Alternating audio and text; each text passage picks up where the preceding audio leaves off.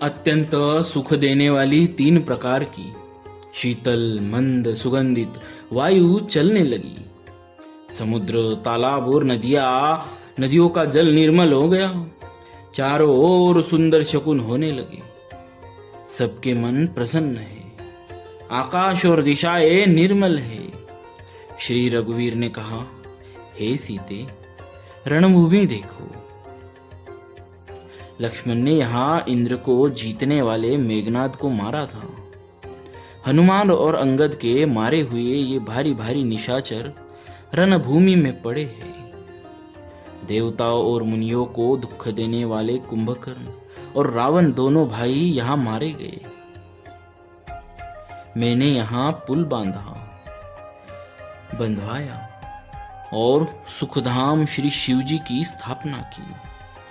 तदनंतर कृपा निधान श्री राम जी ने सीता जी सहित रामेश्वर महादेव को प्रणाम किया। वन में जहां जहां करुणा सागर श्री रामचंद्र जी ने निवास और विश्राम किया था, सब स्थान प्रभु ने जानकी जी को दिखलाए और सबके नाम बतलाए।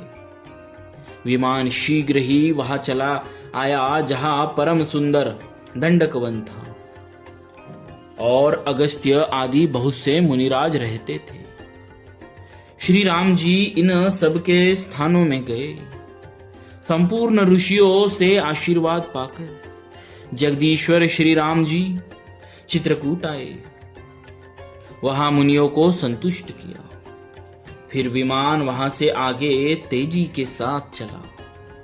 फिर श्री राम जी ने जानकी जी को कलयुग के पापों का हरण करने वाली सुहावनी यमुना जी के दर्शन कराए।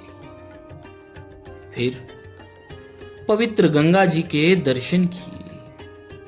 श्री राम जी ने कहा, हे सीते, इन्हें प्रणाम करो। फिर तीर्थराज प्रयाग को देखो, जिसके दर्शन से ही करोड़ों जन्मों के पाप भाग जाते हैं।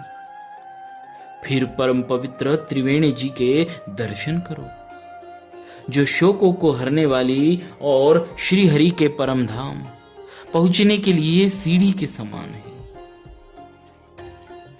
फिर अत्यंत पवित्र अयोध्यापुरी के दर्शन करो, जो तीनों प्रकार के तापों और भव आवागमन रूपी रोग का नाश करने वाली है। यो कहकर कृपालु श्री रामचंद्र जी ने श्री सीता जी सहित अवधपुरी को प्रणाम किया। सजल नेत्र और पुलकित शरीर होकर श्री राम जी बार बार हर्षित होते।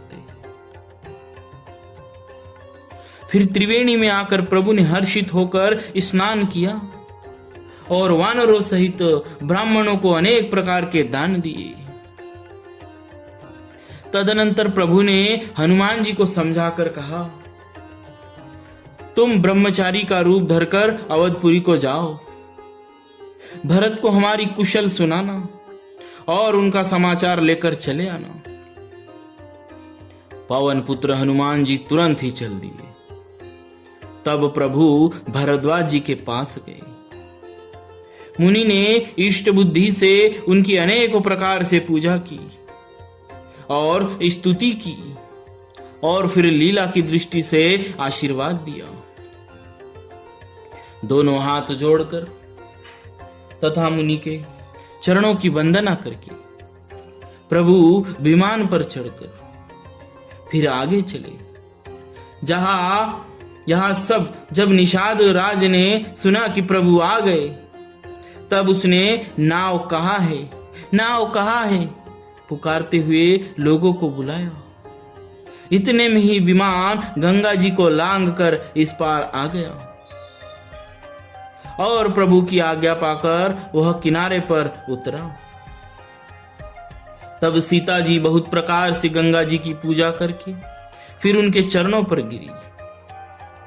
गंगा जी ने मन में हर्षित होकर आशीर्वाद दिया, हे सुंदरी, तुम्हारा सुहाग अखंड हो। भगवान के तट पर उतरने की बात सुनते ही निषाद राजगुरु प्रेम में विबल होकर दौड़ा। परम सुख से परिपूर्ण होकर वह प्रभु के समीप आया। और श्री जानकी जी सहित प्रभु को देखकर वह आनंद समाधि में मग्न होकर पृथ्वी पर गिर पड़ा। उसे शरीर की सुधि न रही। श्री रघुनाथ जी ने उसका परम प्रेम देखकर उसे उठाकर हर्ष के साथ हृदय से लगा लिया। सुजानों के राजा शिरोमणि लक्ष्मीकांत कृपा निधान भगवान ने उसको हृदय से लगा लिया और अत्यंत निकट बैठाकर कुशल पूछी।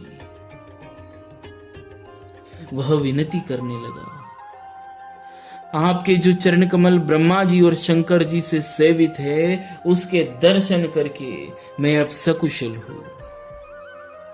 हे सुखधाम, हे पूर्ण काम श्री राम जी, मैं आपको नमस्कार करता हूं।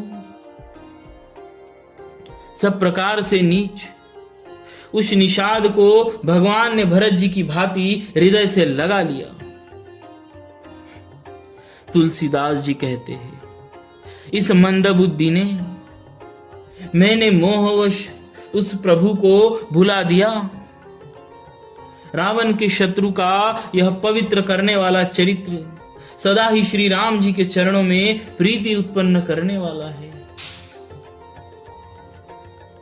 यह कामादि विकारों का हरने वाला और भगवान के स्वरूप का विशेष ज्ञान उत्पन्न करने वाला है।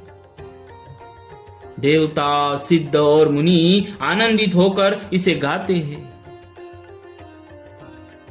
जो सुजान लोग श्री रघुवीर की समर विजय संबंधी लीला को सुनते हैं, उनको भगवान नित्य विजय, विवेक और विभूति ऐश्वर्य देते हैं। अरे मन, विचार करके देख, यह कलिकाल पापों का घर है। इसमें श्री रघुनाथ जी के नाम को छोड़कर पापों से बचने के लिए दूसरा कोई आधार नहीं है। बोलिए श्री सीताराम नाम महाराज की जय। कलयुग के समस्त पापों का नाश करने वाले श्री रामचरितमानस का यह छठा सोपान समाप्त हुआ। लंका कांड समाप्त। कल से सप्तम सोपान उत्तर कांड की शुरुआत होगी।